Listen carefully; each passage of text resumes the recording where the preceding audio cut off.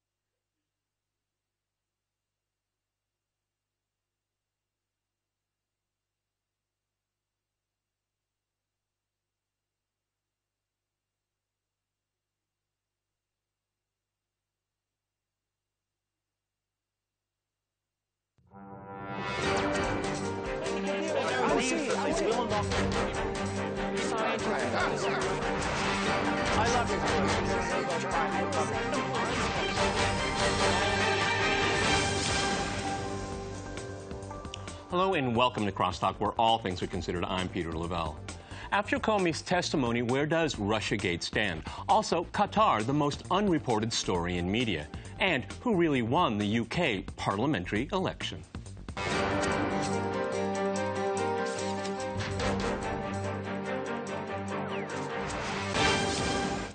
Cross-talking the post-Comey era, I'm joined by my guest, Mark Sloboda. He's an international affairs and security analyst. We also have Alex Christoforou. He is the director and writer for theduran.com. And we have Victor Olevich. He is a political analyst as well as a leading expert at the Center for Actual Politics. All right, gentlemen, crosstalk rules in effect. That means you can jump in anytime you want, and I always appreciate it. Mark, let me go to you first here. I said the post-Comey era, and we know in that era that he was a leaker. There was collusion, but of a different type. We know that there's no direct evidence of obstruction of justice. We know that the New York Times is a source for fake news. Shocker. Oh, yeah, okay. Shocker. Yeah, well, at least it confirmed it for us here. And we also know that really the only thing the President of the United States really wanted from the FBI director was for him to make public that he was not under investigation when months before he declared that candidate Hillary Clinton was under investigation here. So it was for such a small thing that the president wanted that we've seen this phase of this scandal play out. Yeah, I thought this testimony was fascinating because this former FBI director went in there smug, confident. He had the entire liberal media behind him. CNN eating out of his hand. And CNN was putting a countdown of the number of hours, minutes, and seconds till the explosive testimony. And then he sat down and gift-wrapped a little present to Trump and presented it to him live on national TV. So it was an Al Capone vault outcome. I don't know if it was an Al Capone vault outcome. I'll tell you this much. I was stunned that this was the former director of the FBI. Lordy. I mean, he was so folksy and so lordy. He's from New York, you guys. He's not from the Midwest. This guy's a career lawyer, career officer, police officer. He's the director of the FBI, and he's saying, I was scared. If I was only stronger.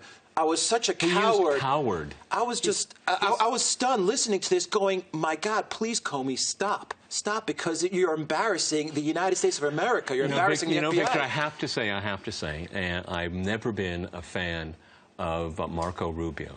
But Marco Rubio probably made the most interesting observation from the people that were questioning the former FBI director. With all of the leaks going on about this fake story, and I want to stress that I see this as being completely fake, is that the only story that wasn't leaked by politicians to the media was that the President of the United States was not under direct investigation. Well, the story is obviously baseless and unsubstantiated, but nevertheless, we have to look at it in the context of what is going on in the American political sphere. Why are these hearings being held, and what's in store for the future?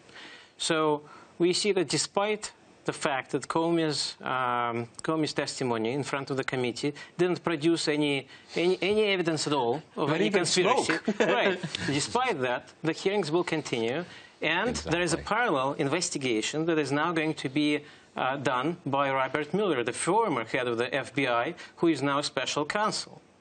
And what is the purpose of that? There is a minimum and a maximum program of the American political establishment as far as the Donald Trump administration.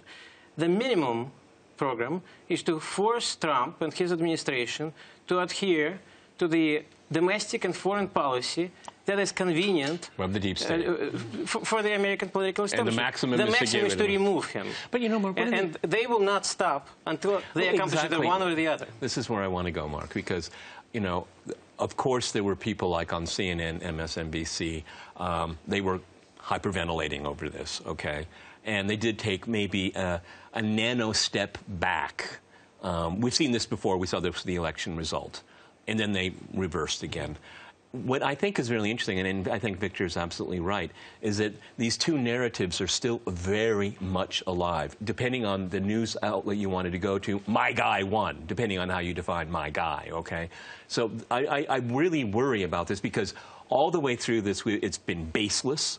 There's been no facts presented, but it continues. And depending on how you define obstruction of justice. What I find really interesting, I was watching Alan Dershowitz, unbelievably a defender of Donald Trump, and explaining to media what the real laws are. They don't seem to, they deflect it. They don't want to hear it. Yeah, if there's one thing the Comey testimony did make clear is that there was no obstruction of justice. He himself, quoting dramatically from his diary, he made clear that President Trump said that if there was any actual evidence against any of his people, that it should be followed and the law should be applied. I mean, I don't know what further evidence that you need that there was no obstruction of justice. In fact, Comey essentially indicted himself. He likes to play this straight-up, honest, folksy G-man for the cameras, but he revealed himself as a devious and calculating political player, a pretty slippery guy, more than anything else. That he was a leaker. He has been one of the leakers plaguing the tournament, and he did it. He admitted brazenly that he did it to try to spark a special prosecutor against the president because he didn't like his tweets. You know, Alex, this is probably the most important takeaway if you look at the entire scope of this fake affair, is that the one question that wasn't asked, at least in the open session, I would have liked someone to have asked Comey, have you ever leaked anything else? Because this whole fake affair is based on anonymous sources. Or are you aware of any other? Another good question. Follow-up and they didn't go there. And they didn't go there. And you're right to credit Rubio, who I didn't expect would take that line of questioning with Comey. But he did, and he approached Comey with the fact that Comey did not release. He was leaking everything else except for the fact that Trump wasn't under investigation. That's point number one. Point number two is that now you have Trump's legal team who said they're going to go after Comey now. Why? Because Comey is a leaker.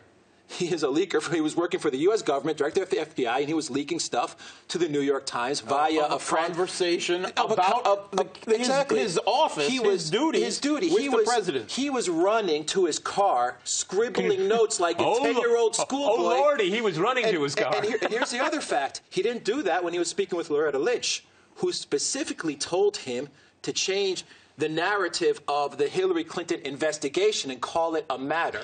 That is obstruction of justice, if I ever heard it. So it was very revealing that Comey was working against the man that he's supposed to be working for. I was agnostic about the firing, Trump's reason for firing him before, but Comey gave every reason in that testimony to justify Trump's firing. His testimony, Victor, it showed to me that he was targeting the president. He was targeting the president for his own personal partisan to keep his job here. And his testimony also made it very, very clear, and it's something a lot of us have believed all along, that he was a partisan hack for the Clinton political machine.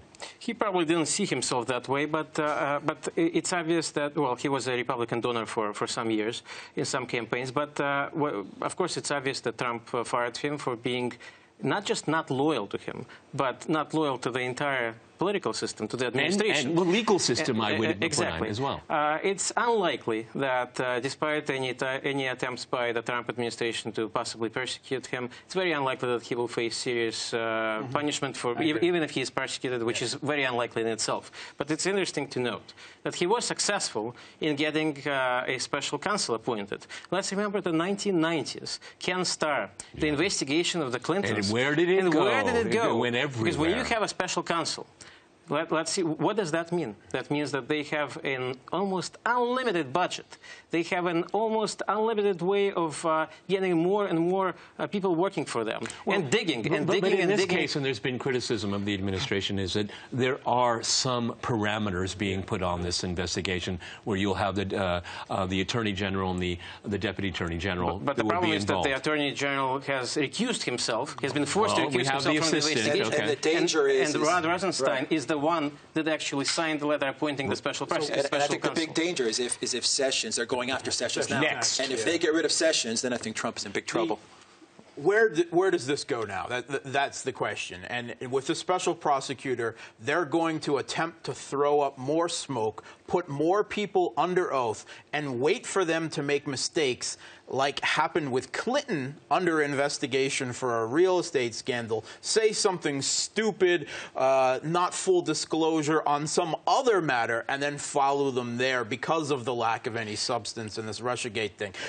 Impeachment, or at least crippling of the foreign policy, the administration is the goal, but it won't have anything directly to do with Russiagate. It will instead have to do with mistakes that are made under oath. And I think you've mentioned it many times, Peter, that it is going to move more away from the whole Russia scandal and more towards an obstruction of justice or something else. They're going to walk away the Russia thing because everyone now is saying it's a complete hoax. Tucker Carlson said it the other day, it's a hoax. Plain and simple. And now they're going to move to something else. Michael Morrell, the former acting director of the CIA, no friend of the Republicans, a Clinton surrogate, he tried to downplay expectations at the very beginning of these hearings, saying there was no fire, there wasn't even a candle. And because there isn't substance then Victor's right here. I mean, it depends with the special prosecutor. Could he realistically judge Comey? I mean, they worked in tandem for a very, very long time. And look at the way that they're going after. See, Trump has very few allies, even in the administration, that are loyal to him. He has a problem with people that are loyal to him personally as president. And these are the people that are loyal to him are exactly the people that the American political establishment. This isn't just the Democrats. You know, McCain and Lindsey Graham and Mark Rubio, who at this hearing was okay, but he's no friend of the president either. So they've been going exactly against those people. First against Michael Flynn. Then against Sessions. Then against Stephen Bannon, who's been removed from the National Security Council. Right. And so this is one after another. Jared Kushner, of course. But the real target is Donald Trump. And one other thing to remember, which is very important here, is that Michael Pence is not playing on Trump's team. Okay. On that point, gentlemen, we're going to take a short break, and after that short break, we'll continue our discussion on stories in the media. Stay with RTN.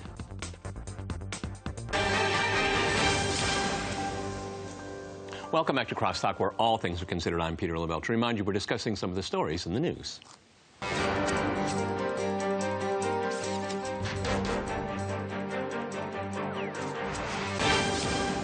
Okay, Mark, I'd like to go to you and change gears here. Qatar. Peter, okay, I knew you were going to do this. If we're going to discuss Qatar, I think we need to hashtag pass the popcorn, because that's how good this is. But this is very, very dangerous, so let's be serious about it. For our viewers, in a nutshell, what in the world is going on? We have NATO allies against each other. We have Sunni Arab countries facing off against each other. We always have the perennial boogeyman for the Western world and for the Saudis, Iran. Of course, Israel behind the scenes, as always, is playing a role here. Qatar is a small place with a small population. It's fabulously rich. And it's in the middle of a very big political storm. Yeah, I think this is best understood as a domestic squabble between these Wahhabist despot client states of the United States in the region. And there's a lot of reasons for the Muslim Brotherhood in Egypt and Hamas. There's a whole litany of these things. At least being willing to have diplomatic talks with Iran and so on. But at the heart of it, I think, is egos. We have a a Qatari emir who is longstanding. The U.S. foreign policy elite, the think tanks that are funded by Qatar, have a habit of calling him the wise man of the Middle East. I'm not so sure what is wise about arming and funding Al-Qaeda, ISIS, and the Taliban, but that's what they call him anyway. But on the other hand, we have this young Saudi deputy crown prince, Mohammed bin Salman, whom has disastrously tried to flex Saudi's muscles in Yemen, in Syria, Libya, elsewhere. And just this is a clash of egos, of influence. It's happened before, multiple times, most recently in 2014. But this one's bigger. This was much, much bigger here. And Mark has already mentioned it, Alex. I mean, you have this crown prince, the nominal leader of the House of Saud. Under his leadership, it's been pretty disastrous. It's been pretty disastrous. Let's look at Syria. Let's look at Yemen. We have a Saudi economy because of low oil facing some very serious challenges. Well, now it's going up, though. Yeah, well, that's because they manipulate it that way. But there are long-term structural issues here. You know, with a track record of failure, why should anyone believe this thing is going to work out? Plus, I'm sorry, I forgot one other important country involved here, Turkey. And Russia. Okay? I was just about to say, and one thing that struck me about the Qatar story was the speed at which it happened. Yeah. I mean, literally, you just woke up one day and all of a sudden it was this entire blockade. The GCC nations were blocking Qatar. They were isolating it. And all of a sudden, you're thinking, how did this happen? How did we get here so quickly? And you're trying to catch up with the story.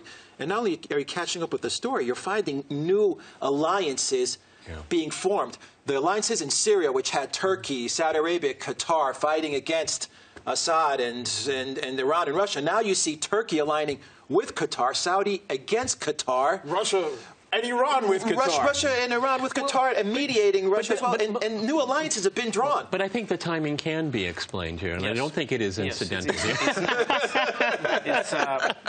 not incidental at all. No, it's Trump's trip. It's Trump's trip, but let's walk back a little bit to 2014, when the GCC states recalled their ambassadors from Qatar, from Doha.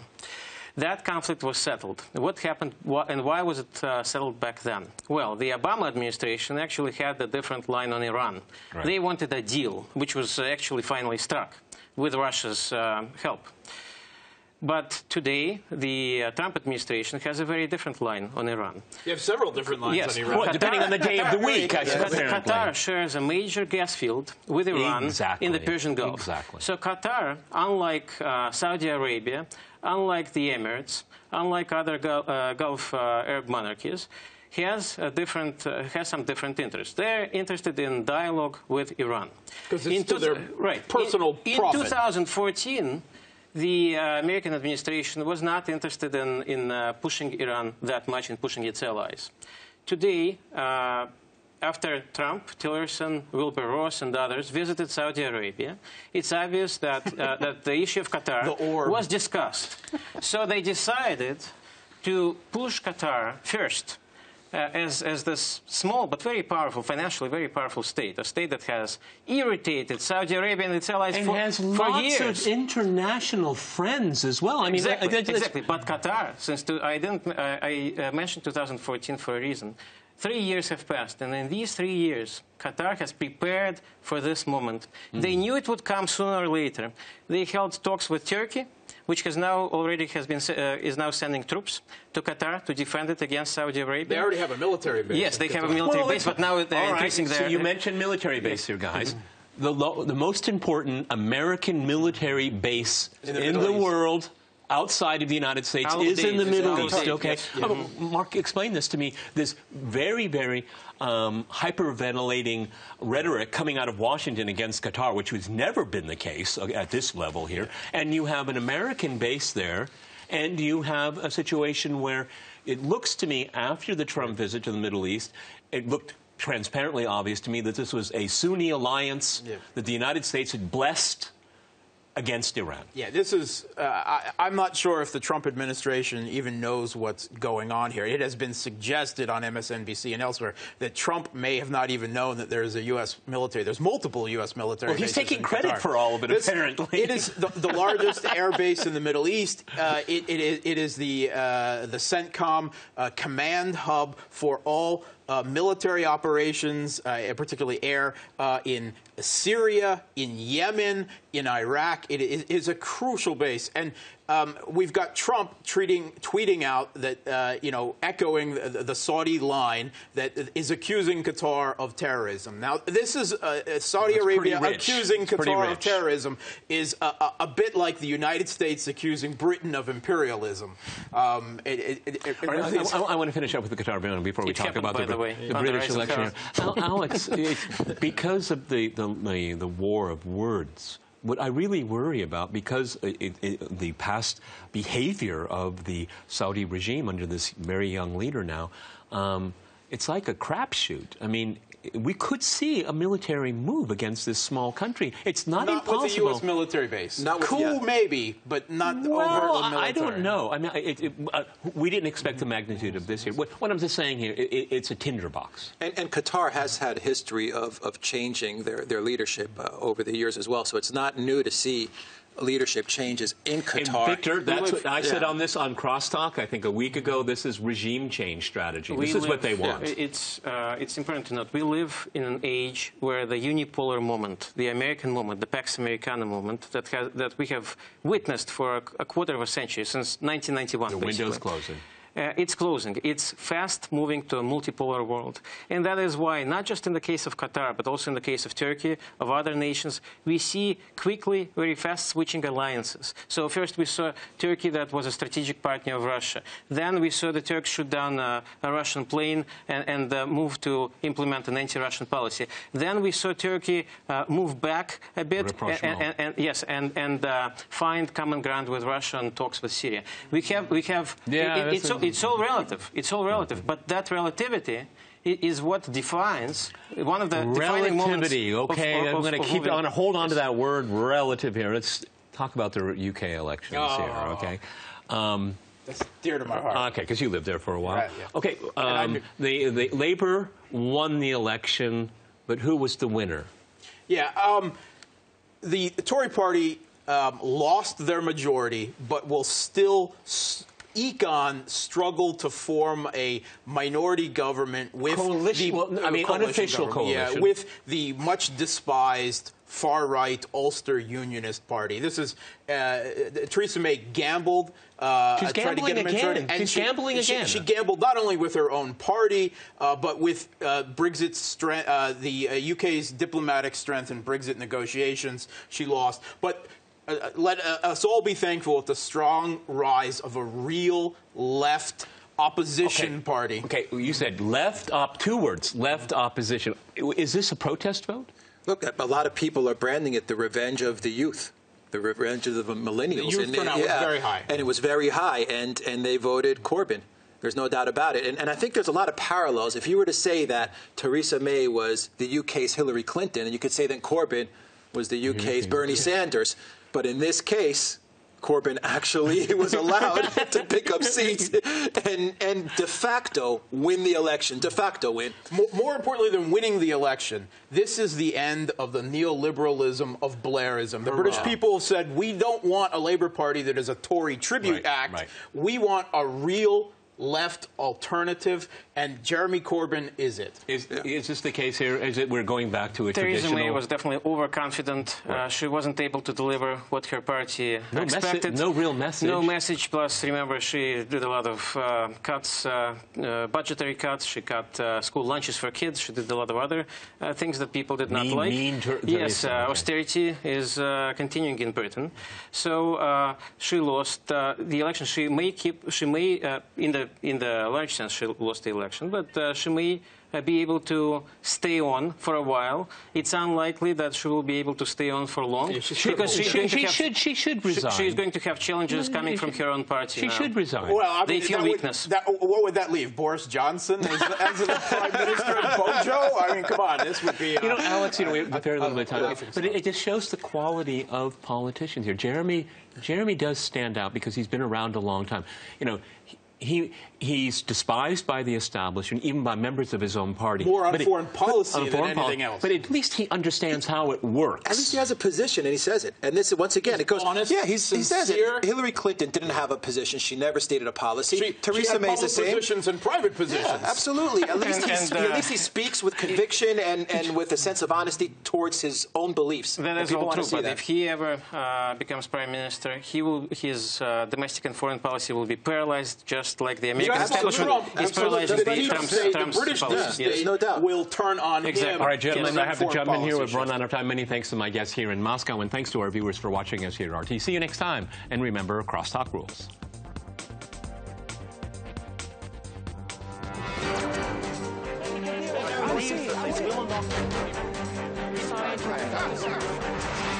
I love you.